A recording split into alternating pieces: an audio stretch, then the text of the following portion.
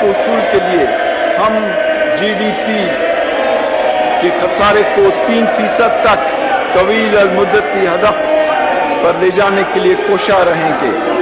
یہ ڈیفیسٹ پچھلے سال جی ڈی پی کا 6.3% تھا اور اب 5.1% ہوگا، اور 2011-12 کے بجٹ میں بجٹ خسارے کو 4% تک نیچے لایا جائے گا.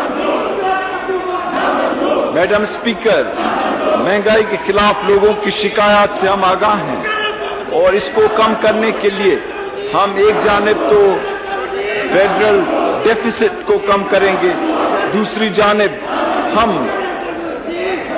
یوٹیلیٹی سٹورز کے تھرو اور اپنی پالیسیز کے تھرو، جس میں ہم گندم اور چینی کو خرید کر کے اسٹریٹجک ریزروز بنا کر لوگوں کو مہیا کریں گے. ہمارے 7,000 سے زیادہ یوٹیلیٹی سٹورز کو ہم اور زیادہ رقم دیں گے تاکہ عام لوگوں کو فائدہ ہو.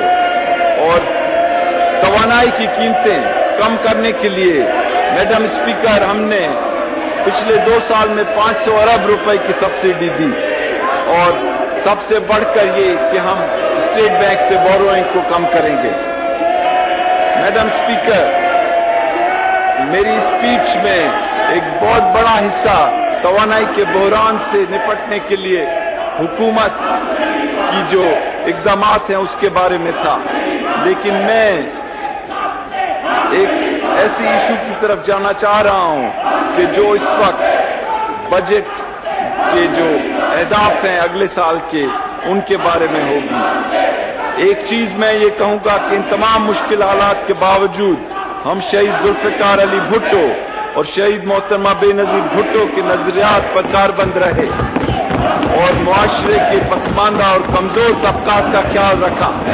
اور بے نظیر انکم سپورٹ پروگرام کے تحت ہم نے 35 ارب روپے پاکستان کے غریب ترین لوگوں میں تقسیم کیے اور ان کو ہم نے ہوپ دیا اور امید دی اور اپنے مشکل حالات سے نپٹنے کے لیے ذرائع مہیا کیے. اب میں میڈم اسپیکر حکومت کے ترقیاتی پروگرام کی طرف آتا ہوں. جیسے آپ کو علم ہے، پچھلے سال یہ ترقیاتی پروگرام کا ٹوٹل اماؤنٹ 466 ارب روپے تھا، لیکن اس سال اس کو بڑھا کر 720 ارب روپے رکھا جا رہا ہے. یہ اماؤنٹ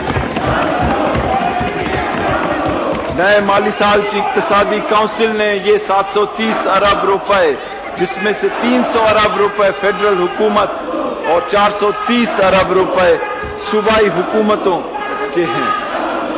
اب میں ان ترجیحات کی طرف آ رہا ہوں. پی ایس ٹی پی میں خصوصی اہمیت 3 چیزوں پر دی گئی ہے. ایک یہ کہ جو موجودہ پروگرامز ہیں ان کو کس طرح سے مکمل کیا جائے تاکہ ان کا فائدہ عام لوگوں کو پہنچے. دوسری چیز، انفراسٹرکچر کے شعبے میں کیسے روڈز، بریجز، ڈیمز بنائے جائیں، اس کے لیے 55% رکھے گئے ہیں.